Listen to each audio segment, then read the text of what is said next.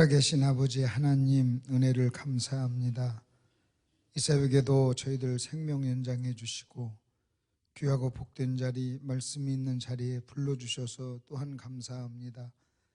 감당해야 될 사명이 있기에 오늘 하루를 허락해 주셨는데 내가 감당해야 될 사명이 무엇인가를 생각하게 해주시고 주의 음성 듣는 저희들 되게 해 주옵소서. 이 새벽에 나왔사오니 저희들에게 말씀해 주옵소서. 귀한 예물을 드립니다. 아버지 하나님, 드리는 손길 하나님께서 만나주시고 필요대로 주님께서 역사해 주시며 특별히 아버지 하나님 말씀으로 저희들 인도해 주셔서 우리가 들려지는 하나님의 말씀 앞에 굴복하고 반응하는 저희들 되게 해 주옵소서. 예수님 이름으로 기도하옵나이다. 아멘. 옆 사람하고 한번 인사 한번 하시죠. 잘 오셨습니다. 네, 사랑합니다. 존경합니다. 이렇게 인사 한번 하시고요.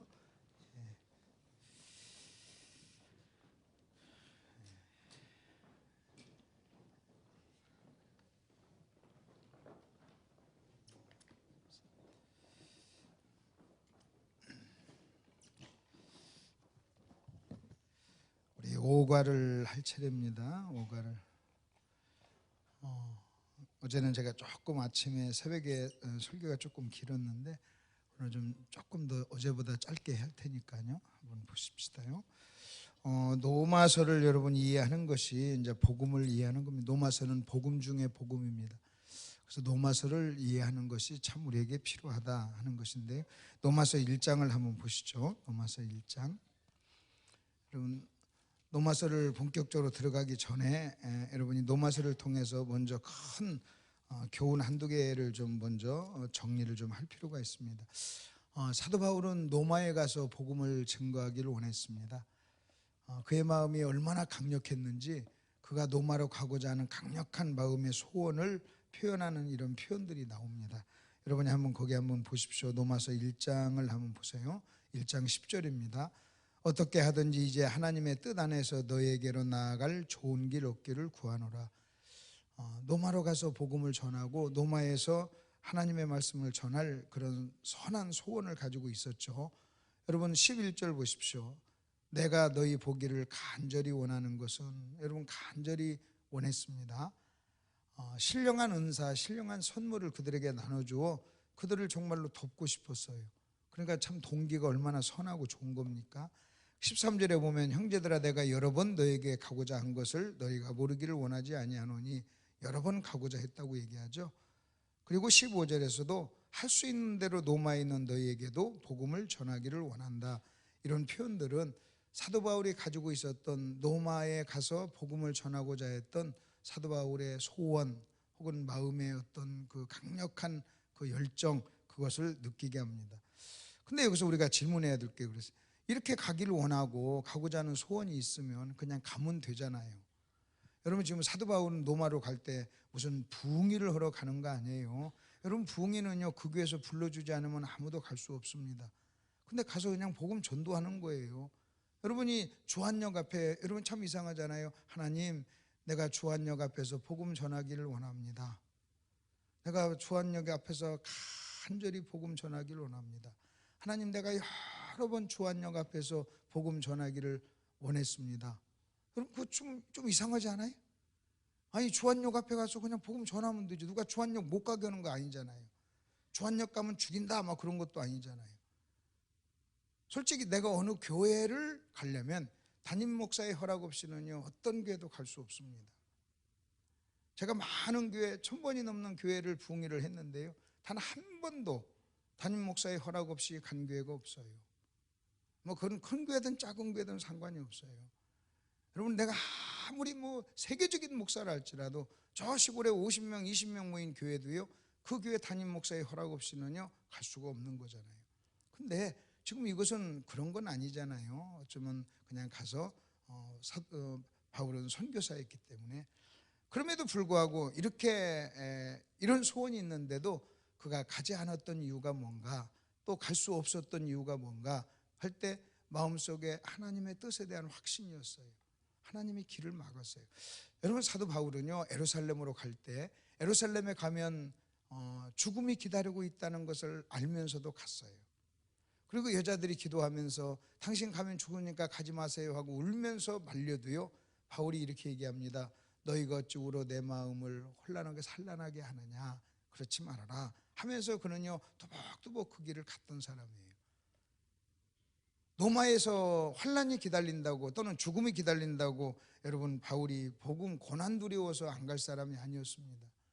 근데도 그가 가지 않았던 이유가 뭐냐 할 때요, 하나님의 뜻에 대한 확신이에요. 하나님의 인도함에 대한 확신이에요. 여러분 바울이 얼마나 예민한 줄 아십니까? 이렇게 복음을 전하는 일임에도 불구하고, 좋은 동기에서 여러분 좋은 일임에도 불구하고 그는요 매 순간순간 하나님의 뜻대로 순복했던 거예요. 그가 아시아로 복음을 증거하러 가다가 여러분 하나님이 성령께서 그를 막았어요. 그리고 그를 빌립보 지방으로 인도했을 때, 마게도나로 인도했을 때 그는 방향을 틉니다. 아마 인간적으로 봤을 때는요, 그때는 그게 상당히 힘든 생각이었을 거예요. 자기가 다 생각해가지고 아시아로 가는 것이 좋다 옳다, 또 아시아로 가서 2차 선교여행을 갈 때 분명한 목표가 있었어요. 1차 선교여행을 갔을 때 구원받은 그들을 돌아보고 신방하는 것이 목표였어요. 근데 그는 가다가요 성령 인도를 받았을 때 자기의 목표를 수정합니다. 내가 분명한 목표를 가지고 갔음에도 불구하고 어떤 성령의 예민한 인도함을 느꼈을 때 여러분 수정하고, 그리고 그 성령께 굴복합니다. 그 굴복한 결과로 그는요 빌립보 가서 실컷 얻어맞았습니다. 근데 실컷 얻어맞았다고 해서 아이고 내가 잘못 결정했네, 아이고 하나님의 인도가 아닌데 왔네, 아이고 내가 처음 계획대로 계속 갈 걸, 여러분 그렇게 하지 않았어요. 빌립보 감옥에서 그는요 밤중에 찬송합니다. 찬송하는 이유가 뭔지 아세요? 그는요 감옥 안에서 내가 이 길로 가는 것이 하나님의 뜻이라는 확신이 있었어요.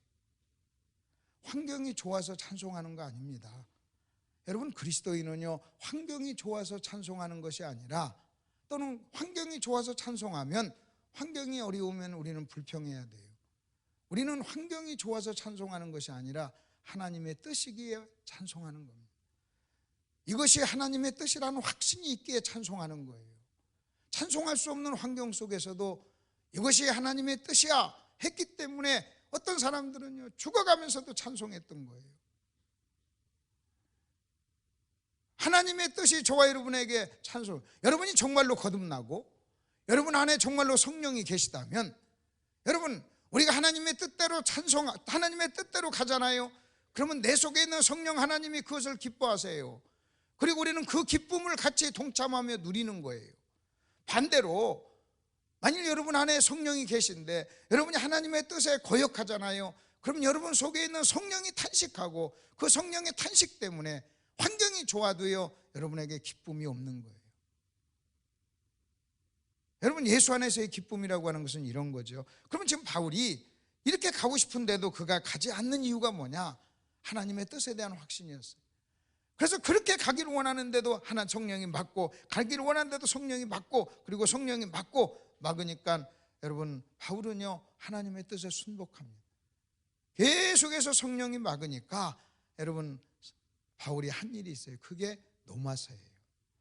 만일이요 그냥 성령이 막지 않았다면 그냥 그는 가가지고요 노마서에 있는 내용을 말로 했을 거예요. 노마서에 있는 내용을 설교로 했을 거예요. 여러분 만일 바울이 순종하지 않았다면 어떤 일이 일어났을까? 만일 바울이 순종하지 않았다면 어떤 일이 일어났을까? 여러분 저와 여러분의 손에 노마서가 주어지지 않았을 거예요. 바울은요 그 안타까운 마음을 가지고 편지를 썼어요. 그 자기가 쓰는 편지가 나중에 기독교 역사상 2000년 동안 이렇게 영향을 미칠 것 상상도 하지 못하면서 그런 편지를 썼습니다. 어쩌면 안타까운 마음으로 썼을 거예요. 하나님, 저 노마로 가고 싶은데 왜 그렇게 길을 막습니까? 답답하고 고통스럽습니다 하면서 편지를 썼을 거예요. 내가 이것을 직접 가서 얘기해야 되는데 하면서 편지를 썼을 거예요. 근데도 하나님은요 역사에서, 그래서 여기서 아주 중요한 법칙이 하나 나옵니다. 여러분 먼저 우리가 1번 이거 하나 기억하십시다. 바울의 순종은 노마서를 낳았어요. 근데 바울은요, 어떤 일이 자기 뜻대로, 이게 지금 자기 뜻대로 안 됐어요. 자기 생각대로 안 됐어요. 자기 계획대로 안 됐어요. 근데 참 감사한 것은요, 여러분, 자기 생각 계획대로 안 됐는데도 여러분, 안 됐기 때문에 로마서가 기록이 되는 거예요. 자기 뜻대로 자기 생각대로 안 됐기 때문에 하나님의 뜻대로 되는 거예요. 여러분, 그래서 여러분의 뜻대로 안 될 때 여러분이 대뜸 생각해야 될 게, 아하, 하나님의 뜻대로 되는구나, 하나님의 뜻대로 되는구나, 여러분 이렇게 생각하시면 되는 거예요. 여러분, 바울의 순종이 로마서를 낳았어요. 그 다음에 두 번째 우리가 생각해야 될 게 있어요. 두 번째 생각해야 될 것은 뭐냐면요, 여러분, 무엇이 최선인가, 무엇이 최선인가, 그리고 차선이 무엇인가, 여러분 이걸 보셔야 돼요. 여러분, 로마서 바울이 쓰는 편지는 차선이었어요. 바울의 입장에서 볼 때는 차선이었어요. 여러분, 최선은요, 직접 가서 설교하는 것입니다. 여러분, 직접 가서 설교하는 것이 최선이에요. 근데 그 최선이 막혔을 때 바울은 차선을 선택했어요. 그 차선이 뭐였느냐, 여러분, 글이었어요. 편지였어요. 여러분, 그 편지보다 바울이 직접 가서 여러분 이 내용을 설교했다면 그것이 훨씬 더 강력했습니다. 그래서 여러분, 여기서 하나 우리가 아셔야 될 것은요, 여러분, 설교는 최선이에요. 여러분이 가서 직접 여러분 여러 가지 여건 때문에 여기 직접 나오지 못해서 아마 지금 이 시간에도 인터넷으로 이 설교를 듣는 분이 있을 겁니다. 그것은요, 차선입니다. 만일 인터넷으로 듣는 것, 여러분 그것이 최선이라면, 여러분 여기까지 오고 수고하고 옷을 입고 여러분 여기 나온 저와 여러분은요 뭡니까? 여러분 인터넷으로 듣잖아요. 여러분 최선이 안 되고 정말로 멀리 외국에 있고 여러분 그래가지고 어쩔 수 없이 인터넷으로 들어야 된다, 여러분 그것은요 돼요, 괜찮아요. 그러나 할 수 있으면 여기서 직접 보고 대면하고 듣는 거, 이것이요 최선인 것을 아셔야만 합니다. 하나님은 항상 그 최선을 통해서 또 역사도 합니다. 그래서요 우리가 설교학 강의, 성경적 설교를 얘기할 때요, 설교는 최선이었어요. 여러분, 설교는요, 그래서 매 시대마다 하나님께서는요 설교자들을 세워요. 그 시대의 설교자들을 세워서 하나님은요 그 설교자를 통해서 역사를 합니다. 여러분, 무디 시대에는요 무디가 최선이었어요. 근데 지금 무디의 설교를 들으면요, 여러분 맞지를 않아요. 지금 시대하고 또 안 맞아요. 불과 몇십 년 전에 여러분 하나님께 쓰임받았던 그분들, 또 그 시대에는 그분이 최선이었어요. 근데 시대마다 하나님께서는요 또 새로운 설교자, 또 새로운 사람들을 세워요. 그래서 그 시대에 또 맞는 설교를 하고, 그 시대의 사람에게 필요한 용어와 그 시대에 필요한 어떤 표현을 가지고 또 설교를 하는 것입니다. 그렇기 때문에 여러분, 그죠? 한 번은 제가 세미나를 하는데 그 은퇴하신 전 목사님이 이렇게 와서 설교를 했습니다. 그분이 한창 때는요 전국을 휩쓸었던 분이에요. 제가 그분 강의를 이렇게 들으면서 그랬어요. 아하, 시대의 어떤 변화를 느껴요. 어떤 표현, 어떤 용어, 어떤 모든 부분에 있어서, 또는 설교의 내용까지도 여러분 달라요. 그러면서 시대, 그래서 시대마다 하나님은 사람을 쓰는구나. 저도 제가 이렇게 강의한 걸 동영상으로 만들어 놓습니다. 늦게 만난 목사님들에게 동영상을 드립니다. 근데 제일로 제가 드리면서도요, 제일로 안타까운 게 뭐냐면, 이분이 동영상을 들으면서 현재 직접 나와서 강의를 안 들을 것, 이것 때문에, 그리고 그거 듣고 나서요, 나 들었어, 알았어 하는 거. 제가 이렇게 보니까 동영상을 가지고 여러분 이렇게 해서 내가 동영상을 이렇게 줄 때, 여러분 동영상 줄 때는 최선은 아니에요. 그게 차선이에요. 근데 내가 그렇게 최선으로 현장에서 할 때 그분이 없었기 때문에 이제는 그것을 만들어서 보내지만 드리지만, 그러나 제가 볼 때 그것 가지고는요 이제 여기서 어떤 역사하는 어떤 역사를요 담을 수가 없어요. 여기서 이 냄새를 담을 수가 없어요. 여기서 어떤 분위기를요 담을 수가 없어요. 그래서 제가 이렇게 줘도요, 제가 들어봐도, 제가 이렇게 줄 때 항상 얘기하는 거예요. 이것은 한 20 내지 한 30%가 됩니다. 혹시 다음에 이 주제로 또 제가 강의하면 와서 직접 들으세요. 직접 들으세요. 그리고 똑같은 설교를요 또 듣고 또 들어도 괜찮아요. 처음 한 번 들을 때 100% 듣는다는 것은요 있을 수가 없는 거예요. 제가 지금 얘기하려고 하는 100%를 한 번에, 한 번 강의에, 한 번 설교에 여러분 100%를 듣는다는 것은요 불가능해요. 그 무게로 듣는다는 것은 불가능해요. 지금 제가 복음이라고 깨달은 내가 지금 전하려고 하는 이 100%를 여러분이 여기서 딱 한 번에 100%를 느끼잖아요. 그럼 다 뒤집어져야 돼요. 막 그냥 다 난리가 나야 돼요. 수십 년 동안 제가 쌓은 거잖아요. 그러면 한번 저는 100으로 얘기해도요, 그것이 가서 들릴 때는 한 20이나 혹은 30 정도로 듣는 거예요. 또 듣고 또 듣고 또 듣고 또 들어서 그 20을 30, 40, 50, 60, 70 이렇게 늘리는 겁니다. 그 설교는 반복돼야 돼요. 그리고 여러분은요 반복해서 드려야 돼요. 초대교회 사도들은요 새로운 얘기를 한 게 아니에요. 그래서 아이 목사님 새로운 얘기 좀 해주세요. 여러분 새로운 얘기 좀 해주세요. 그렇지 않아요. 어쩌면 만일 할 수만 있으면 1년 52주 모든 주간을 다양한 표현으로 복음에 대한 설교만 계속해도요 여러분 그것이 더 놀라울 수도 있어요. 그렇기 때문에 여러분이 목사님 우리에게 새로운 얘기 좀 들려주세요. 여러분 목사가 게을러서 같은 얘기를 설교를 반복하는 거 그래서는 안 되겠죠. 그러나 너무나 중요하기 때문에 여러분 반복하는 거 이것은요 굉장히 필요합니다. 그래서 바울은 이 최선이 설교였다는 것을, 근데 재밌는 것은 여기서 한 걸음 더 나가서 우리가 알아야 될 것이, 여러분 우리의 최선을 향해서 사도 바울은요 하나님께 순종하기 위해서 여러분 차선을 선택했어요.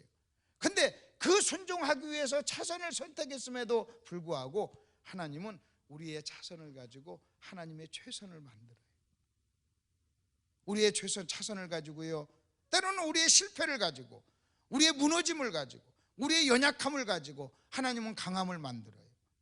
여러분 내가 봤을 때는 차선이었어요. 내가 봤을 때는 여러분 넘어짐이었어요. 내가 봤을 때는요 여러분 자랑스럽지 못한 일이었어요. 그러나 하나님은 그것을 가지고요 최선을 만들어요. 여러분 저도 제 간증이 있어요. 제 간증. 여러분 제 간증을 다 적나라하게 하면요 그것 어떤 사람한테는요 자랑스럽지 못한 것일 수 있어요. 부끄러운 것일 수도 있어요. 또는 넘어진 일도 있어요. 부끄러운 것도 있어요. 그런데 제가 그거를 버릴 수는 없어요. 그것이 다른 사람, 어떤 사람에게는 야 저런 면도 있었어, 아이고 저런 사람이었어, 여러분 이럴 수도 있지만 여러분 나에게는 그런 것들이 모여서 오늘의 내가 된 거예요. 그런 것들이 모여서 하나님은 오늘의 나를 만든 거예요. 그래서 제가 그런 얘기합니다. 여러분 내가 어떤 이야기, 나에게 어떤 이야기는 자랑스러운 이야기는 아니고 내세울 건 아니고 엄청난 이야기는 아니지만 나한테는 너무나 소중한 거예요. 왜냐하면 오늘의 나를 만드는데 하나님이 그것을 쓰셨기 때문에 나한테는요 너무나 소중한 거예요. 그것이 설사 넘어진 걸 할지라도, 때로는 실패하고 실수한 걸 할지라도, 나의 차선이라 할지라도 그렇다는 것을 여러분 아시기를 바라고요. 그 다음에 바울이 노마서를 쓰면서 이렇게 얘기했습니다. 거기 1번을 한번 보시죠. 1번 노마서를 쓰면서 복음입니다. 노마서는 복음입니다. 노마서 자체가 복음입니다. 여러분 노마서 이꼴 복음이라고 해도 과언이 아니에요. 그래서 노마서는요 복음 중에 복음이에요. 그래서 저는요 노마서가 여러분에게 쉬워야 돼요. 여러분 노마서는 여러분 쉬워야 돼요. 복음이 쉬워야 돼요. 여러분 노마서 자체, 내용 자체가 객관적으로 쉬워서 쉬운 것이 아니라 여러분이 복음을 잘 이해하고 알고 있으면 여러분 노마서는 쉬워야 되는 거예요. 여러분 청국장 끓이는 것 어떤 며느리에게는요 너무나 힘든 거예요. 그러나 청국장을 잘 끓이는 어떤 노 권사님한테는요 청국장 끓이는 것은 매우 쉬운 거예요. 마찬가지예요. 최소한 저와 여러분, 예수 믿는 저와 여러분에게 있어서 노마서는 쉬워야 돼요. 노마서가 쉽다는 얘기는요 복음이 쉽다는 것이고, 복음이 쉽다는 것은요 복음 자체가 여러분 깊지 않아서 여러분 쉽다는 얘기가 아니라 이해가 됐기 때문에 쉬운 거예요. 여러분 이해가 된 것은 쉬운 거예요. 여러분 이해가 된 것은 쉬운 거예요. 그래서 제가 목사님들께 한번 질문해 봐요. 노마서가 어렵습니까? 쉽습니까? 노마서는 쉬워야 됩니다. 여러분에게 있어서 노마서가 쉽다는 얘기는 나는 노마서를 이해하고 있습니다 그 말이에요. 목사님 노마서가 이해가 안 돼요. 어려워요. 어려워요 그 말은 이해가 안 돼요 그 말이고, 이해가 안 돼요 그 말은 안 읽었어요 그 말이고, 나 성경 공부하지 않았어요, 노마서 공부하지 않았어요 그 말이고. 그리고 제가 웃으면서 그래요. 목사는 복음 전하는 자고 복음 중에 복음이 노마서인데 노마서가 어려워서 어떻게 복음을 전하겠습니까? 소신자에게 노마서가 어려울 수는 있어도 목사에게는 노마서는 쉬워야 합니다. 마찬가지로 여러분 은혜교회 성도 여러분에게는 노마서가 쉬워야 될 줄 믿습니다. 여러분이 노마서가 쉽다는 것은요, 축복이에요. 나는 노마서를 이해하고 있습니다, 그 말이에요. 바울이 노마서를 보내면서 이렇게 얘기합니다. 11절 보십시오. 내가 너희 보기를 간절히 원하는 것은 어떤 신령한 은사를 너희에게 나눠주어. 그게 뭐였어요? 그게 노마서였어요. 신령한 은사, 신령한 선물, 영적 선물이에요. 여러분, 노마서는요, 복음은요, 영적 선물이에요. 내가 이 영적 선물, 나에게 준 이 영적 선물, 복음을 너희에게 나눠주어 너희를 견고하게 하려 함이라 그랬어요. 그래서 복음은요, 저와 여러분의 신앙을 견고하게 합니다. 바울은요, 노마서를 쓰는 이유 중에 하나가 뭐냐면 그들의 신앙을 견고하게 하기 위해서. 그럼 무엇으로 그들의 신앙을 견고하게 했어요? 노마서를 통해서. 노마서가 복음이라면 무엇으로 우리는 우리의 신앙이 견고해집니까? 복음을 통해서. 그래서 여러분이 복음을 잘 안다는 얘기는요, 신앙이 견고해진다는 얘기고, 여러분 13절 보십시오. 형제들아, 내가 여러 번 너에게 간고자 한 것을 너희가 모르기를 원하지 아니하노니 이는 너희 중에서도 다른 이방인 중에서와 같이 열매를 맺게 하려 함이로도요. 그랬어요. 열매를 맺게 하는 거. 여러분, 노마서는 복음은요, 여러분 열매를 맺게 한다는 거예요. 복음은 저와 여러분의 신앙을 견고하게 할 뿐만 아니라, 그리고요, 열매를 맺게 해요. 그러면 신앙을 견고하게 하고 그 다음에 열매를 맺는다. 여러분, 어떤 사람 보세요. 자, 어떤 사람이 신앙이 견고해. 그리고 그 사람의 삶 속에 여러분 열매가 있어. 이 열매를 뭐라고 하는 줄 아십니까? 복음에 합당한 삶이라고 그래요. 여러분, 복음을 전하면서 이 복음이 너에게 열매를 맺게 할 것이다. 노마서를 보면서, 노마서를 보내면서 이것이 너에게 열매를 맺게 할 것이다 하는 이 말은, 여러분, 이 복음은 반드시 열매를 맺는데, 이 복음의 열매, 이것을 가리켜서 성경은 다른 데서는 이렇게 얘기합니다. 복음에 합당한 삶을 살아라 하고 얘기합니다. 여러분, 이 노마서가 전해지고 나서 시간이 흘렀습니다. 그리고 난 다음에 내류의 강력한 핍박이, 역사상 찾아볼 수 없을 정도로 강력한 핍박이 노마 교회에 찾아옵니다. 그리고 노마 교회는요, 그것을 견뎌요. 여러분, 그것을 견뎌요. 저는요, 상상을 해봐요. 노마서가 노마 교회에 전해졌고 매주일 그들은요 모여가지고 노마서를 읽었을 거 아닙니까? 낭독했어요. 여러분, 그들은 모였고 그들은요 우리 노마서를 매주일 낭독했어요. 매주일 낭독했어요. 그리고 노마서를 들음으로 그들은요 믿음이 견고해졌고 열매를 맺었어요. 그리고 핍박이 임했어요. 그리고 그들은 그 핍박을 견고한 신앙으로 그들은 견뎠어요. 하나님은요, 하나님의 입장에서 볼 때는 이미 그거 다 아시는 거잖아요. 이 교회에 핍박이 임할 것을 알았고, 그 핍박이 임할 것을 알았기에 미리 노마서를 보내서 그들의 신앙을 견고하게 해서 그 핍박을 견디도록 했던 거예요. 그렇다면 여러분, 이겁니다. 복음이 고난을 견디게 합니다. 여러분, 복음이 지금 여러분의 어려움을 통과하게 해요. 그래서 우리는 이 복음이 이런 능력이 있다 하는 것을 우리가 좀 기억을 하시면서요, 바울이, 여러분 2번을 보세요. 바울이 노마서에서 말하는 복음을 설명해 보시오 그랬어요. 복음에는 하나님의 의가 나타났다 그랬어요. 거기다 좀 줄을 좀 치세요. 복음에는 하나님의 의가 나타났다. 복음에는 하나님의 의가 드러났다 그랬어요. 복음에는 하나님의 의가 드러났어요. 그리고 그 복음이 예수예요. 여러분, 복음, 예수, 거기에는요 하나님의 의가 나타나고 드러났다, 표현되었다. 여러분, 여러 가지 표현을 해도 좋아요. 복음에는 하나님의 의가 나타나서, 여러분, 이것을 노마서의 주제라고 그래요. 노마서 1장 17절을 노마서의 주제, 노마서의 키워드예요. 그러니까 쉽게 얘기하면 노마서를 이해한다는 것은요, 노마서 1장 17절만 이해하면 다 이해한 거예요. 그러면 복음에는 하나님의 의가 나타났다 하는 거예요. 여러분, 이것을 이해하셔야 돼요. 여러분, 복음 속에 나타난 하나님의 의, 너희가 복음을 듣고 하나님의 의를 우리는 깨닫는 거예요. 여러분, 이 복음 속에 나타난 하나님의 의가 뭔가 하는 거예요. 그래서 여러분, 설교 지금 바울이 설교를 하는데 어떻게 지금 설교하느냐, 바울이 인사를 합니다. 여러분, 인사를 해요. 여러분, 편지를 쓰는데 항상 형태가 인사를 합니다. 인사를 하고 나서 두 번째, 여러분 1장 17절에 뭘 지금 얘기하냐면요, 지금부터 내가 쓸 글의 주제를, 명제를, 주제를, 지금 제목을 얘기를 해요. 복음에 나타난 하나님의 의. 여러분, 쉽게 얘기하면요, 제가 여러분 지금 설교를 할 때 여러분 이렇게 할 수 있어요. 저를 불러주셔서 감사합니다. 여러분 참 바쁘신데 이렇게 와주셔서 감사합니다. 제가 열심히 하겠습니다. 인사하고, 그리고 나서 제가 이렇게 얘기할 수 있습니다. 이번 제가 3일 동안 전하는 부흥 말씀 사경의 주제는 다시 복음 앞에입니다. 복음에 대해서 다시 처음부터 끝까지 전체 주제가 복음에 대한 재설명입니다. 여러분 이렇게 말하듯이 바울이 인사를 하고 난 다음에 여러분 이렇게 얘기하는 거예요. 내가 지금부터 얘기하려고 하는 내용은 복음에 나타난 하나님의 의입니다. 저는 그것을 좀 설명할 겁니다. 하고서나 주제를 딱 얘기하고 그 다음에 이야기를 하는 거예요. 그리고 난 다음에 이렇게 로마서 1장 17절 주제를 딱 설명하고 나서 이제는 지금부터는요 복음에 나타난 하나님의 의 주제 1장 17절을 푸는 거예요. 여러분 1장 17절을 설명하는 거예요. 여러분 1장 17절에 대해서 이제는요 차곡차곡 여러분 자세하게 설명하는 거예요. 근데 이 복음에 나타난 하나님의 의를 설명하면서 제일 먼저 1장, 2장, 3장 로마서 3장을 걸쳐서 바울이 말하려고 하는 것이 뭐냐면 우리 모두는 죄인입니다 하고 뭘 설명하냐면 죄를 설명해요. 죄를.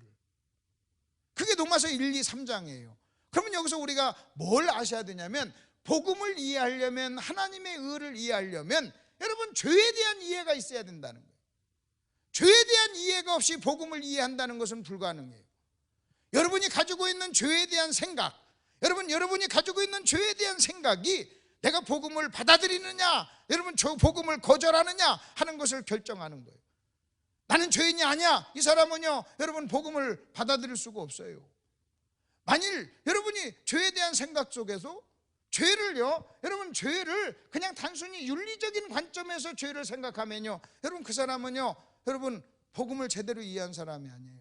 성경은 전체적으로 봤을 때 죄를요, 여러분 윤리적으로만 설명하지를 않아요. 윤리적인 것보다 훨씬 더 깊은 영적인 거예요. 훨씬 더 깊은 영적. 여러분 죄의 가장 중요한 뿌리가 뭔지 아십니까? 죄의 가장 중요한 뿌리는요, 하나님을 왕으로 인정하지 않는 거예요. 그 하나님의 주권, 하나님의 통치권을 인정하지 않는 것, 여러분 이게 죄의 첫 번째 본질이에요.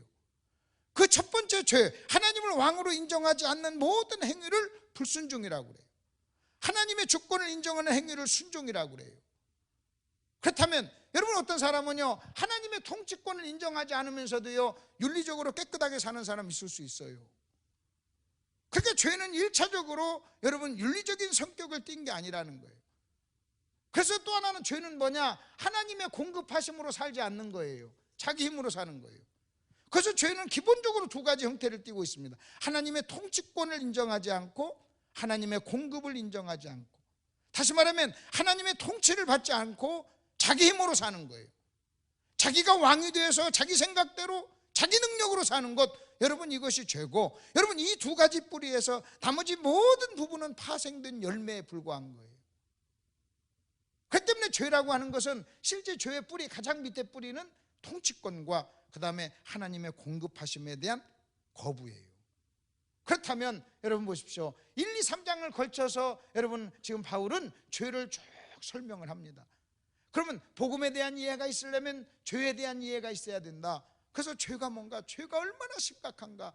여러분요, 제가 이렇게 설교하면서 이렇게 농담도 이렇게 좀 잘하는 사람입니다. 잘 웃기고 하는 사람입니다. 근데 제가 자기의를 설교할 때는요 농담이 안 나와요. 왜냐면요 너무 심각해요. 여러분 너무 심각해요. 교회마다 생기는 모든 문제의 뿌리는요 자기의예요. 그렇기 때문에 교회에서는요, 어떤 사람이 교회에서 문제를 일으킨 줄 아십니까? 오래 믿으면서 그 다음에 나름대로 헌신하고 희생한 사람들이 문제를 일으켜요. 그러면 오래 믿고 헌신하고 희생한 게 잘못됐느냐? 그게 아니에요. 오래 믿고 헌신하고 희생한 것이 여러분 자기의가 됐을 때 여러분 그 사람은요 꼴통이 되는 거예요. 그리고 그 자기의가 우리의 피 속에, 습관 속에 있으니까 우리 모두는 꼴통의 후보예요. 근데 우리는요 그것을 모르고 너무나 순전하게 여러분 대하는. 제가 어느 교회에서 이 자기의를 설교하니까요 그 목사님이 저한테 우시더라고요. 끝나고 나서 둘이 교제하는데 우시더라고요. 그럼 저한테 이렇게 얘기해요. 목사님 가르쳐 주셔서 감사합니다. 그리고 나서 뭐라고 얘기한 줄 아십니까? 이렇게 얘기하더라고요. 제가 이거 몰랐으면 사람하고 싸웠을 겁니다. 내가 이거 몰랐으면 장로하고 싸웠을 겁니다. 내가 이거 몰랐으면 저 장로하고 한 교회에서 이걸 설교했어요. 그랬더니요 여러분 그 교회는요 다른 목사님이 이렇게 후임으로 들어갔어요.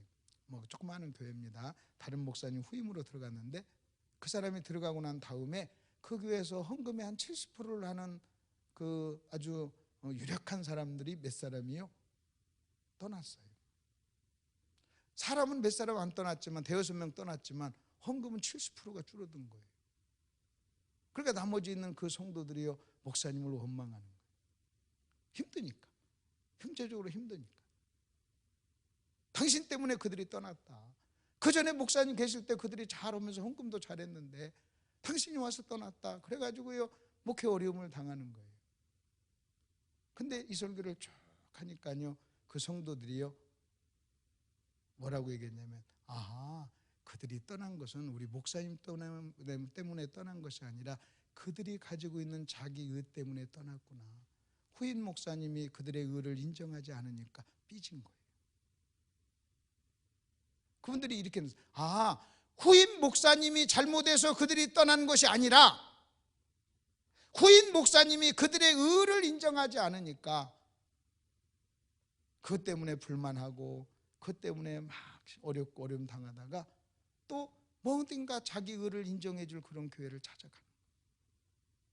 잘못하면요, 여러분 여기 와서 자기 의를 인정하지 않으면요, 또 어딘가 찾아요. 그럼 어떤 교회를 찾겠어요? 자기 의를 인정해 주는 교회를 찾는 거예요. 그래서 어떤 목사님은요, 그 자기 의를 건들지 않고요, 자기 의에 살살살살 이렇게 물을 주면서도 목회를 할 수 있는 거예요. 그러면 나중에 어떤 사람이 된 줄 아십니까? 그 자기 의가요, 학습이 되고 강화되고 학습이 되고 강화돼서 그렇게 몇십 년 신앙생활 하면요, 좀 우스운 얘기로요, 성령님도 감당할 수 없는 사람이 돼요. 장로인데 성령님도 감당할 수 없어요. 그리고 자기하고 조금만 부딪히잖아요. 그거 인정하지 않잖아요.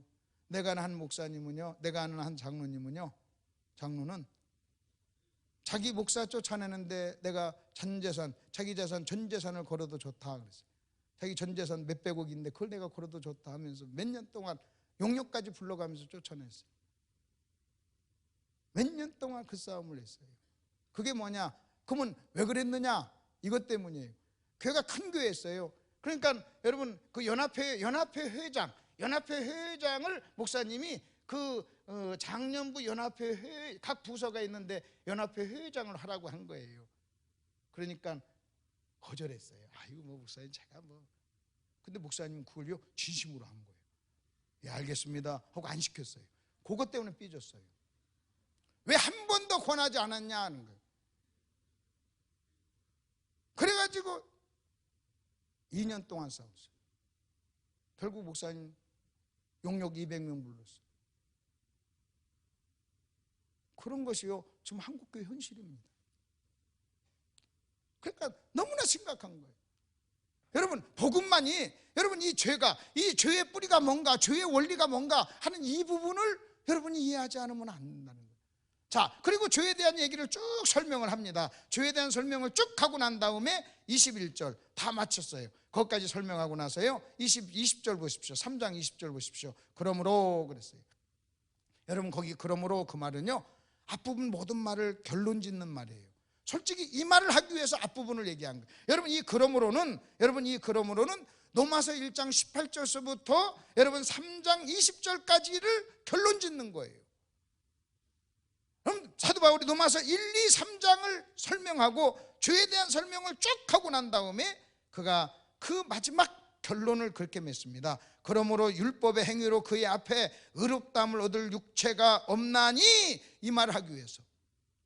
여러분, 그러므로 율법의 행위로는 하나님 앞에 의롭다함을 얻을 육체가 없다, 요 한마디를 하기 위해서 바울은 로마서 1장, 2장, 3장이라고 하는 긴 장을 할애해서 우리가 왜 죄인인가, 너희가 왜 죄인인가, 너희의 삶 속에 어떤 죄의 열매들이 나타나는가 하는 이야기를 쭉 설명을 했다는 거예요. 그리고 또 뭐라고 그랬어요? 이제는 율법 외에 한 의가 나타났으니 그랬어요. 이제는 율법 외에 한 의, 여러분 율법 외에 한 의, 이걸 새로운 길이라고 그래요. 율법 외에 새로운 한 부분이 나타났다는 거예요. 여러분 이것을 사람들이 몰라서 율법으로 자꾸 의로워지려고 하니까 여러분 바울은요 설명해요. 율법의 행위로 의롭다함을 얻을 육체가 없다는 것을 이제는 설명하고 난 다음에 이제는요 율법이 아닌 하나님의 선물, 은혜로 예수를 믿음으로 받는 하나님의 의를 이야기하는 겁니다. 그러면서 저는 이 부분을요 좀 이렇게 좀 얘기해요. 이렇게 얘기하면 우리가 좀 선뜻 이해가 좀 쉽습니다. 바울이 지금 논리적으로 설명하는 그 원리가 있어요. 어떻게 설명하냐면, 우리가 일본을 가는 방법이요 딱 두 가지입니다. 일본을 가는 방법이 두 가지인데, 하나는 비행기 타고 갑니다. 하나는 배 타고 갑니다. 여러분, 일본을 갈 수 있는 방법이 비행기, 그리고 하나는 배입니다. 그랬더니 누가 말하기를, 목사님 수영해서도 갈 수 있어요 막 그래. 네. 그래서 내가 그랬어요. 그래 좋다, 이번에는 그럼 미국을 가는 방법이라 하자. 일본이니까 수영. 그 내가 그랬어요. 수영해서 가는 방법이 있어. 그럼 너 진짜 그렇게 수영 실력 있어? 여러분, 솔직히 우리가 일본을 가는 방법이 하나는 비행기, 하나는 여러분 배입니다. 그런데 문제는요, 내가요 비행기를 타면 거기서 공포증이 있어요. 그러면요 일본을 비행기로 갈 수 있지만 일본은 나에게 무용해요. 의미가 없어요. 여러분, 우리가 하나님 앞에 정확하게 의로워지는 방법은 딱 두 가지가 있어요. 정확하게 두 가지가 있어요. 하나는 뭐냐? 율법을 완벽하게 지키면 돼요. 율법을 완벽하게 지키면 우리는 하나님 앞에서 의로워요. 근데 여러분, 율법을 완벽하게 지킬 수 있는 사람 자체가 없어요. 여러분, 비행기 타고 가면 돼요. 그런데 내가 비행기를 못 타요. 비행기가 문제가 아니에요. 내가 문제예요. 율법이 문제가 아니에요. 율법을 지킬 수 있는 능력이 없다는 내가 문제예요. 여러분, 율법이 우리에게 요구하는 것은 두 가지 요구예요. 하나는 뭐냐? 항상 지켜라, 다 지켜라예요. 항상 지켜라, 다 지켜라. 여러분, 사람들은 율법 할 때 우리는 항상, 그 다음에 다, 그 중에 단 한 부분이라도 지키지 못하면요 율법을 어긴 것이 되는 거예요. 그래서 율법의 요구는요 항상 다예요. 그래서 만일 저와 여러분이 율법주의자가 되잖아요. 여러분, 율법주의자가 되면 여러분 항상 다 요구하는 거예요. 그러니까 여러분, 내가 만일 9,999개를 잘했어도요, 여러분 한 개를 잘못하면, 한 개를 못하면 여러분 율법은 죄인이라고 그래요. 만일 저와 여러분이 율법주의자가 되잖아요. 그러면 어떤 부분이 굉장히 잔인해져요. 여러분, 엄청나게 잔인해질 수가 있는 거예요. 잘한 것보다 못하는 그 한 가지 것 때문에 너 죽어라예요. 여러분, 율법은요 내가 엄청난 걸 했어도 하나만 못하잖아요. 넘어지잖아요. 그럼 너 죽어라 그래요. 여러분, 이것이 율법이에요. 그러니까 여러분, 율법은요 여러분, 율법 자체가 잘못된 게 아니라 내가 율법을 지킬 수 있는 능력이 없어요. 그러니까 바울은 지금 이걸 설명하는 거예요. 우리는 율법으로 하나님 앞에 설 수 없다. 우리는 비행기를 타고 가면 좋지. 근데 우리는 비행기를 탈 수 있는 실력이 안 되지 않느냐. 그걸 설명하는 거예요. 그걸 설명하는 게 죄를 설명하는 거예요. 이제는 일본 가지고 안 되니까 이제는 2번밖에 없어. 일본 외에 또 하나의 방법이 나타났다는 거예요. 그러면 일본 외에 나타난 이 방법이 복음인데, 여러분, 이 복음이 귀하게 되려면 1번 가지고 안 된다는 걸 철저하게 인정을 해야 돼요. 그래서 그러므로 이제는 율법 외에 하나님의 한 의가 나타났다. 근데 그거 무슨 의냐? 하나님의 의인데 뭐가 없다? 차별이 없다. 그래서요 여러분, 복음의 아주 중요한 특징 중에 하나가 뭐냐면, 하나는 어제 우리 얘기한 데죠. 그것은 주인이 바뀌어지는 것이고, 또 하나는 차별이 없는 거예요. 여러분, 차별이 없다. 그래서 복음이 들어가면요, 여러분, 복음은요 유대인과 이방인, 종과 자유자, 여러분 부자와 가난한 사람, 여러분 이 차이를 없앴어요. 여러분, 이것은요 엄청난 복음의 능력이에요. 복음만이 유대인과 이방인, 남자와 여자, 종과 자유자, 여러분 그 당시에 가장 크게 차별을 두었던 게 세 가지였어요. 이방인과 유대인의 차이, 남자와 여자의 차이, 그리고 종과 자유자의 차이. 근데 복음은요 정확하게 이 세 가지를요 박살냈어요. 그리고 이 세 가지를 박살내서 새로운 공동체, 유대인도 아니고 이방인도 아닌 교회라고 하는 새로운 공동체를 만들었어요. 그 새로운 공동체는요 유대인도 들어가고 이방인도 들어가고 남자도 들어가고 여자도 들어가고, 그 다음에 부자와 가난한 사람과 종과 자유자가 같이 형제님 자매님 하면서 교제하는, 여러분 전무후무한 지금까지 없었던 새로운 공동체가 탄생됐는데 그것을 교회라고 그래요. 여러분, 그렇기 때문에 교회는 본질적으로 여러분 이 안에서는요 여러분 차별. 그래서 만약 우리가요 차별을 두잖아요. 여러분, 차별을 두면 그것은요 복음의 정신에 입각한 삶이 아니에요. 내가 부자와 가난한 자를 차별한다. 그것은요, 일단 복음에 입각한 복음의 정신의 삶은 아니라는 거죠.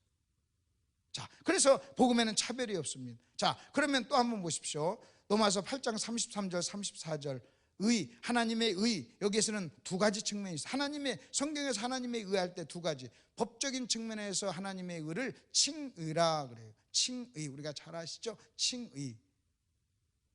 그러면 이 칭의란 뭐냐? 여러분, 칭의란 뭐냐 할 때 예수 믿는 죄인을 의인으로 불러주시는 하나님의 은혜로운 법이에요. 이게 뭐 문자적인 개념이에요. 칭의란 뭐냐? 죄인이에요. 근데 예수를 믿어. 그래서 예수 믿는 죄인을 하나님이 죄인이라고 하지 않고 의인이라고 불러주시는 하나님의 은혜로운 법이에요. 하나님의 법이에요. 그래서 칭의, 이것은요 법적 용어예요. 그래서 하나님께서, 그러면서 이렇게 나옵니다. 자, 누가 하나님의 택하신 자를 고발하리요? 의롭다고 하신 이는, 여기 의롭다 칭의하신 이, 의롭다고 하신 이는 하나님이시니 누가 정죄하리요? 그래서 칭의와 정죄가 반대예요. 정죄는 뭐냐? 죄로 정하는 거예요. 너는 죄냐? 이게 정죄예요. 그러면 너는 의냐? 여러분, 이것이 칭의예요. 의롭다 하고 얘기했다는 거죠. 그런데 문제는요, 여기서 이렇게 하는 거예요. 하나님이 의롭다고 했으면 끝난다는 거예요. 다시 말하면 하나님은요 최상위 법정이에요. 여러분, 쉽게 얘기해서요, 고등법원에서 죄인이라고 해도 대법원에서 의인하고 엎어지면요, 여러분 상위 법정이 더 힘이 있는 거 아닙니까? 그러니까 여기서도 지금 하는 말이, 하나님이 의롭다고 했는데 누가 감히 그것 가지고 시비하냐? 하나님이 의롭다고 했는데 끝이지. 하나님이 의롭다고 했는데. 그래서 죄인을 의인으로 불러주시는 하나님의 은혜로운 법, 예수 믿는 죄인을 의인으로 불러, 이게 칭의입니다. 그 다음에 또 하나 관계적인 측면이 있어요. 여러분, 이 관계적인 측면에서 의란 뭐냐? 여러분, 관계적인 측면에서 의라고 하는 것은요, 여러분 이겁니다. 우리 모든 관계가 되잖아요. 여러분, 모든 관계가 있으면요, 관계란 둘 이상이 서로 상호 나누는 거예요. 그러니까 관계란 혼자 하나 있으면 관계가 아니에요. 그러면 서로에게 어떤 관계가 형성될 때는요, 반드시 거기에서 뭐가 따르냐면 어떤 의무가 따라요. 다 각자 의무가 있어요. 여러분이 교회라고 하는 공동체에서 관계를 맺고 여러분이 살면요, 각자 사람은 자기 의무가 있는 거예요. 목사는 목사의 의무가 있고, 성도는 성도의 의무가 있고, 장로는 장로의 의무가 있는 거예요. 의무란 뭐냐? 마땅히 당연히 해야 될 일이에요. 목사의 의무는요, 설교를 하는 거예요. 당연히 해야 될 의무예요. 여러분, 그 의무를 감당하지 못하면 여러분 좋은 목사는 아니에요. 장로는 장로의 의무가 있어요. 해야 될 일이 있어요. 그 해야 될 일을 해야 돼요. 의무를 감당해야 돼요. 그래야 의로운 장로가 되는 거예요. 근데 그 장로가 장로 일을 못하면 여러분 의롭지가 못한 거예요. 그럼 여러분, 여기 부부가 있어요. 여러분, 부부가 있어요. 부부가 있으면 남편이 있고 아내가 있어요. 그러면요, 남편은 남편대로, 아내는 아내대로 서로 상대방을 향해서 해야 될 의무가 있어요. 이 의무를 이행하지 못하면 그는요 의롭지 못한 남편이 되고 의롭지 못한 아내가 되는 거예요. 예를 들어서 여러분 이렇게 했습니다. 그러면 남편은요, 내가 이 여자만을 사랑하고 다른 여자를 눈길 주지 않겠다는, 여러분 그렇게 하는 의무가 있는 거예요. 근데 만약 남자가 바람이 나서 여러분 간음을 했다고 해봅시다. 그러면요, 여러분 이 남편은, 간음한 남편은 아내에게 있어서 불의한 남편이에요. 의가 없는 남편이에요. 그걸 불의라고 그래요. 의가 없다는 거예요. 의롭지 못한 거예요. 의롭지 못한 거예요. 근데 복음에는 하나님의 의가 나타났다. 여러분, 이 말이 무슨 말입니까? 복음에는 하나님과 우리와의 관계에서 여러분 우리는요 자꾸 의무를 어겼어요. 마치 여러분 이것하고 똑같아요. 여러분, 여기 남편이 있는데 아내가요 자꾸 간음을 했어요. 아내가 간음을 함으로 아내는 아내로서의 의를 감당치 못했어요. 그래서 불의한 아내가 됐어요. 그런데도 불구하고요, 여러분 남편은요 자기의 의무를 이행해요. 아내가 불의함에도 불구하고, 아내가 간음했음에도 불구하고 여러분 남편은요, 이 아내와 상관없이 끊임없이 남편으로서의 의무를 감당해요. 이게 관계적인 측면에서 여러분 의란 뭐냐? 복음에는 하나님의 의란 뭐냐? 하나님께서는요 내가 너를 구원하겠다 약속하셨어요. 여러분, 이 여자만을 내가 사랑하겠다 하고 남편이 약속하고 아내가 약속하듯이 약속했어요. 내가 이 여자하고 결혼하겠다고 약속했어요. 근데 그 여자가요 간음해요. 여러분, 그 여자가 다른 남자하고 놀아나요. 그래도요 여러분, 이 남자가요 자기 약속을 신실하게 지켜요. 여러분, 하나님께서 우리에게 약속했어요. 그런데 우리는 그 약속을 어기고 우리 의무를 이기고 끊임없이 나가서 간음하듯이 범죄했어요. 하나님 편에서 볼 때는 의가 없는 불의한 사람이에요. 그래서 죄인이에요. 그런데도 하나님은요 당신의 약속을 지켜요. 그래서 여러분 복음에는, 이 복음은 뭐냐? 약속의 성취인데, 여러분 이 복음에는 하나님의 의가 나타났다는 얘기는 뭐냐면요, 하나님이 당신의 약속을 지키셨다는 거예요. 그래서 복음에 나타난 하나님의 의 속에는요 기본적으로 세 가지 것이 들어있어요. 그게 뭐냐? 하나님의 신실함이에요. 하나님의 신실함. 우리는 신실하지 못한데 하나님은 신실하셔요. 그 다음에 두 번째는요 하나님의 은혜예요. 우리는 그런 자격이, 그런 하나님의 사랑을 받을 만한 자격이, 은혜를 받을 만한 자격이 없는데 하나님은 우리를 은혜로 대해요. 자격 없는 우리에게. 그 다음에 하나님의 뭐가 나타나냐면 사랑이 나타나요. 우리의 조건을 따지지 않는 하나님의 사랑. 그래서 복음에는요 정확하게 신실함과 은혜와 하나님의 사랑이 이 복음 속에 나타난 거예요. 그러면 여러분 복음에는 하나님의 의가 나타났으니 그 하나님의 의가 여러분 이 세 가지 모습으로 나타난 거예요. 여러분 이 세 가지 모습으로 나타났기 때문에 우리는 이 세 가지 모습에 우리는 뭐 해야 되냐면 반응을 해야 돼요. 그래서 하나님의 신실함에 우리도요 신실함으로 반응을 하는 거예요. 그게 믿음이에요. 그리고 그 하나님의 사랑에 우리가 뭘로 반응한 줄 아십니까? 하나님 나를 사랑해서 그 사랑에 뭐로 반응하냐면 순종으로 반응해요. 나의 계명을 가지고 지키는 자라야 나를 사랑하는 자니 그랬잖아요. 그리고 그 하나님의 은혜에 우리는 어떻게 반응하느냐? 감사로 반응하는 거예요. 그러니까 복음에 합당한 삶이란 뭐냐? 여러분 복음에는 하나님의 의가 나타나고 그 복음에 나타난 하나님의 의를 여러분 성분별로 분석하면 하나님의 신실함, 하나님의 은혜, 하나님의 사랑이에요. 그리고 이 하나님의 신실함과 은혜와 사랑이라고 하는 요 세 가지 요소를 여러분 맛을 보고 경험한 사람은 뭐로 나타나느냐? 하나님의 신실함에 나도 신실하게 반응하고 변함없이 신실하게 반응하고 하나님의 사랑에 순종으로 반응하고 그리고 하나님의 은혜에 감사로 반응하는 것, 이게요 복음에 합당한 삶, 복음에 대한 반응이에요. 그래서 우리가 복음을 정확하게 이해하면 나는 복음 안다 여러분 이렇게 나타나는 것이 아니라 어떻게 나타나냐면 일관되게 하나님을 섬겨요. 눈이 오나 비가 오나 변함없이 하나님을 섬겨요. 왜? 하나님이 나에게 신실했습니다. 그래서 여러분 한나가 그렇게 고백합니다. 내가 여기서 기도하던 사람입니다. 내가 기도했더니 하나님이 들어주셨습니다.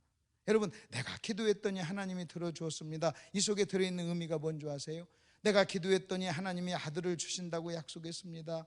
그리고 시간이 흘러 하나님은 약속대로 아들을 주셨어요. 나 하나님의 신실함을 내가 맛보았어요. 그래서 나도 아들을 데리고 왔어요. 그래서 나도 내가 말한 대로 하려고 내가 이 젖내나는 젖된 아들을 내가 데리고 왔습니다.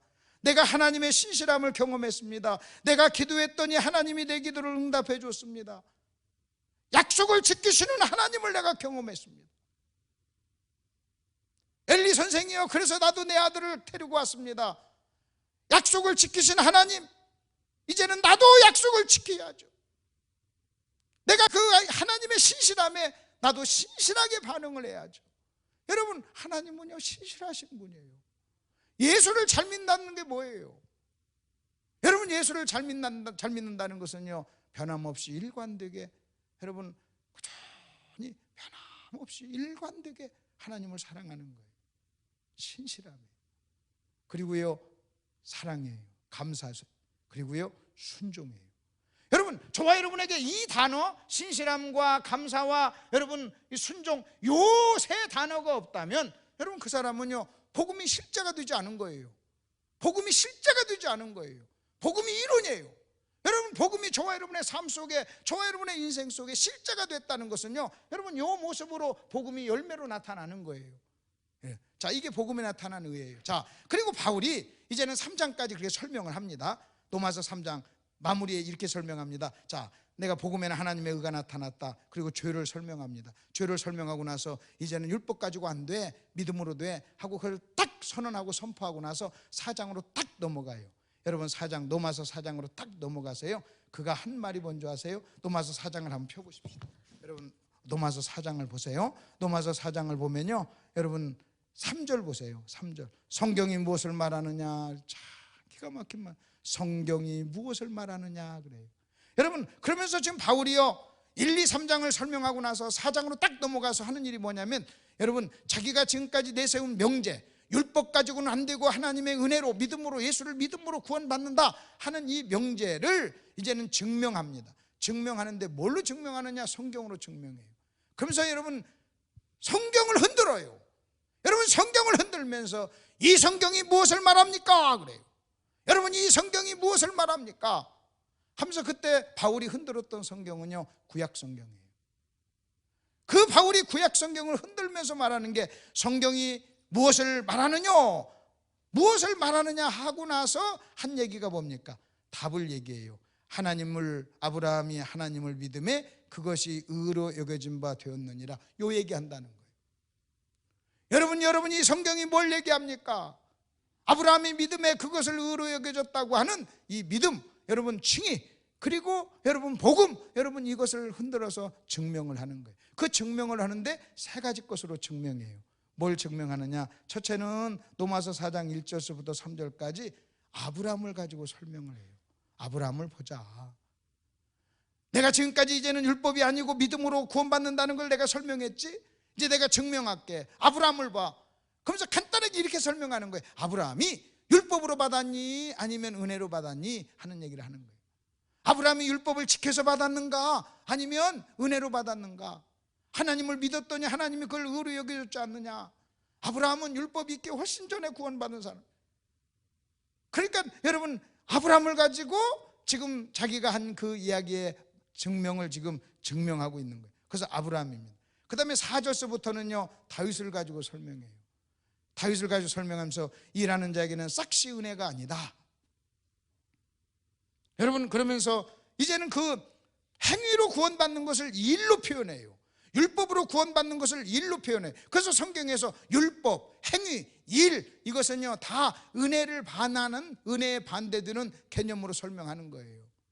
우리가 일하고 받았냐, 첫날 한 것 우리가 1번으로 받았냐 그 말이에요. 우리가 행위를 하나님께 드리고 받았냐, 일하고 받았냐. 일하고 받았으면 그건 은혜가 아니지, 그건 보상이지, 싹시지 하면서 또 다윗이 한 말을 가지고 설명을 해요.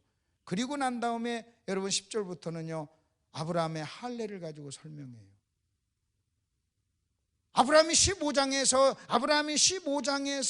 여러분 의로워졌어요. 근데 할례는요 여러분 17장에 등장하잖아요. 그러니까 만일 여러분 그래요, 만일 할례가 구원받는 표시라면, 할례를 통해서 구원받는다면 할례가 구원보다 앞에 나와야지, 15장 앞에 나와야죠. 근데 왜 15장 뒤에 나왔느냐? 그러면서 이야기를 하는 거예요. 참 기가 막히게 논리적으로 그렇게 설명을 합니다. 결국은, 자, 그리고 4번, 바울이 로마서에서 복음을 또 어떻게 설명합니까? 예수는 우리의 범죄한 것 때문에 내줌이 되고 또한 우리를 의롭다 하시기 위하여 살아나셨느니라 그랬어요. 십자가를 가지고, 십자가의 죽음과 부활을 가지고 설명합니다. 그리고 로마서 18장 19절 그 유명한 얘기를, 이 얘기를 좀 잠깐 좀 설명을 해드릴게요. 이렇게 얘기합니다. 우리가 잘 아는 대로 아담 그래요. 한 사람 아담의 불순종으로 그래요. 아담의 불순종으로 모든 사람이 죄인 되었다 그래요. 1번을 설명합니다. 그 다음에 2번을 이렇게 설명합니다. 예수님의 순종으로 모든 사람이 의인이 됐다. 그래서 여기서 여러분 이거 우리가 보셔야 됩니다. 1번이 정답이라면, 1번이 가능하다면 2번도 가능한 거예요.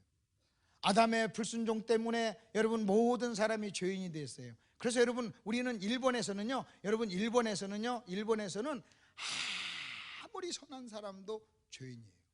아무리 착한 사람도 죄인이에요. 아무리 착한 사람, 아무리 선한 사람도 1번에서는 죄인이에요. 그러면 여기서는 아무리 착한 사람도 죄인이라면 여러분 2번에서는 뭔 줄 아십니까? 아무리 악한 사람도 2번에서는요 의인이 될 수 있어요. 그 다음에 또 하나 보십시오. 여러분 1번은 뭔 줄 아십니까? 아담 안에서 모든 사람이 여러분 죄인 된 것 같이, 이것은 뭔 줄 아십니까? 이것은요 우리의 행위와 상관없이, 여러분 기독교가 말하는 죄인은요 우리의 행위와 상관없어요. 세상 사람들은요 죄를 져서 죄인이라고 그래요. 근데 예수 믿는 우리는요 죄인이기 때문에 죄를 짓는다고 그래요. 그래서 예수 안에서 죄라는 것은요 우리의 행위와 상관없어요. 여러분이 죄인이 되기 위해서 무슨 죄를 더 질 필요가 없어요. 이미 죄인이란 말이에요. 그래서 일본에서는 우리의 행위와 상관없이, 여러분 우리는 우리의 행위와 상관없이 죄인이 되었어요. 그러면 우리의 행위와 상관없이 죄인이 됐다면 이번에서도요 우리의 행위와 상관없이 우리는 의인이 되는 거예요. 그러면 또 하나 보십시다. 또 결정적인 것은 일본에서 아담이 불순종함으로 우리가 죄인 되었다. 우리 주님께서는요 아담의 불순종을 나의 불순종으로 계산해요. 그것을 가리켜서 대표설이라 그래요. 대표설, 신학적으로 대표설이라고. 그래서 아담의 불순, 우리는 아담 안에 있었어요. 우리는 아담 안에, 여러분 내가 아버지 안에 있고 아버지가 할아버지 안에 있고 쭉 가면요 여러분 아담은 인간을 대표해요. 그래서 아담이 지은 불순종을 하나님은요 우리가 지은 불순종으로 하나님은 간주하고 계산하시는 거예요. 그래서 이게 그래서 그걸 아담 안에서 그래요. 그러면 우리가 아담 안에서, 그 말은요 여러분 여기서 예수 안에서 그 말을 여러분 만들어내요. 그래서 우리는 그리스도 안에서 우리는 의로워진 거예요. 여러분 우리가 아담 안에서 우리가 죄인 된 것처럼 예수님께서 의인이 됐을 때는요 여러분 예수님의 의가 저와 여러분에게 덧입혀진 거예요. 그걸 전가라 그러죠. 그래서 우리는요 우리 의가 아니라 예수님의 의를 가지고 하나님 앞에 나가는 거예요. 그래서 우리 어제 공부한 대로요 여러분 1번 행위를 가지고 나가는 것은 1번을 가지고 나가는 거예요. 근데 우리는요 예수님의 의를 가지고요 하나님 앞에 나갈 때 우리 주님께서는 그 예수님의 의를 저와 여러분의 의로 간주하고 인정해 주는 거, 이걸 대표설, 혹은 이것을 뭐라고 하느냐 연대설이라 그래요. 연대책임, 연대설. 한 사람이 잘못하면 그 모든 사람은 잘못한 걸로 치듯이 한 사람이 잘한 걸 연대. 그래서 예수님의 의가, 그러면 복음이란 뭐냐 이겁니다. 예수님의 의가 다 우리가 아는 겁니다. 아는 거지만 한번 정리 한번 하자고요. 예수님의 의가 저와 여러분에게 덧입혀졌어요. 내가 죄인인데 예수님의 의가 덧입혀서 하나님은요 우리를 의인으로 봐주시는 거예요. 우리는 그것을 은혜라 그렇게 얘기하는 거예요. 그걸 우리는 잊지 않고 살 때 그 은혜에 대한 반응, 감사. 그래서 오늘 여러분 로마서가 말하는 복음은 뭐냐 여러분 이겁니다. 하나님의 신실함, 하나님의 은혜, 그리고 하나님의 사랑, 요 세 가지가 십자가, 예수, 그 안에 그것이 있어요. 복음에는 하나님의 의가 나타났으니 복음, 예수, 십자가에는 하나님의 신실함과 사랑과 은혜가 나타났어요. 그래서 우리는요 복음, 그 십자가 속에서 이 세 가지 것을 발견하고 이 세 가지 것을 맛보고 세 가지 것을 경험해서 신실함으로, 그 다음에 순종으로, 그리고 감사로 우리는 평생을 반응하며 사는 것, 그것이 복음에 합당한 삶이다. 그렇게 성경은 말하고 있습니다. 오늘 하루도 여러분 승리하시고요, 기도하시고 여러분 각자 오늘 말씀 붙잡고 기도하고 이따가 뵙겠습니다. 하나님 아버지 은혜를 감사합니다. 오늘 또 저희들 귀한 자리에 불러주셔서 아버지 하나님 이미 알고 있는 거지만 다시 한번 정리하게 해주시니 감사합니다. 사도 바울은 로마에 있는 성도들에게 복음을 전함으로 그들의 믿음을 견고하게 하며 그들의 삶에 열매를 맺길 원했습니다. 직접 가서 전하고 싶었습니다. 얼마나 간절하게 원했는지 우리는 성경을 통해서 사도 바울의 간절함이 전해지는 것을 봅니다. 그러나 성령이 막았습니다. 아버지 하나님, 바울은 순종했습니다. 그래서 탄생된 게 로마서입니다. 우리도 때때로 인생을 살다 보면 내 생각대로 안 되고 하나님이 막는 것을 봅니다. 아버지 하나님, 그래서 우리는 눈물도 흘리고 고통도 당하고 힘들어도 합니다. 그래서 때로는 우리는 최선이 아니라 차선을 선택할 때도 있었습니다. 그런데 하나님은 우리의 차선을 가지고 최선을 만드시는 분이십니다. 하나님 아버지, 바울은 자기가 쓴 편지가 로마서가 될 거 알지 못했습니다. 그러나 바울의 순종이 오늘 또 우리에게 이런 엄청난 유익을 가져다 주었습니다. 하나님 아버지, 참 시대적으로 우리는 여러 시대들을 만납니다. 주님 앞에 나와서 직접 목사님의 얼굴을 보며 아버지 하나님 설교를 듣는 것이 아버지 하나님 최선임을 알게 해주시고 모이기를 패하는 사람들 같이 하지 않도록 도와주시고 열심히 모이는 저희들 되게 해 주옵소서. 만나고 교제하고 대화하고 아버지 하나님, 우리가 가상 속에서 속지 않도록 저희들 인도해 주시고 실제적으로 관계를 맺으며 살아가는 저희들 되게 해 주옵소서. 복음에는 하나님의 의가 나타났다고 했습니다. 하나님 아버지, 하나님의 신실함, 그리고 하나님의 사랑, 그리고 하나님의 은혜가 예수 안에 십자가에 나타났습니다. 예수 십자가는 우리에게 그것을 증거하고 있습니다. 신실함에 신실함으로 반응하게 해주시고, 은혜에 감사로 반응하게 해주시고, 순종에 사랑에 순종으로 반응하는 복음에 합당한 삶, 복음에 합당한 열매가 우리의 삶 속에 주렁주렁 맺히는 저희들 되게 해 주옵소서. 성령 하나님, 오늘 하루도 인도해 주시고 하나님께서 역사하사 하나님의 최선의 삶이 이루어지는 복된 하루가 되게 해 주옵소서. 예수님 이름으로 기도하옵나이다. 아멘.